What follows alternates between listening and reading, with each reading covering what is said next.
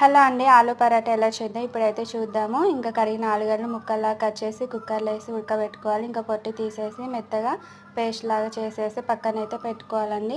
ఇంకా చూడండి ఉల్లిగడ్డలు, పచ్చిమిర్చి, కరివేపాకు ఇవన్నీ తీసుకొని ఆయిల్ అయితే వేసుకోవాలండి.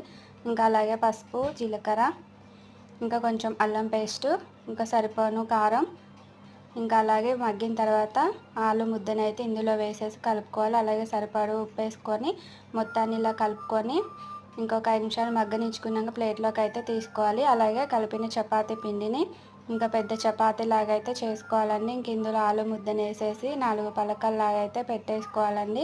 ఇంక ఇలా ఒకసారి ప్రెస్ చేస్తూ రౌండ్గా ఇంకా పెనం పైన అయితే వేసుకోవాలి. కొంచెం ఆయిల్ వేసుకొని 2 వైపులా కొంచెం కాల్చుకుంటే సరిపోతుంది.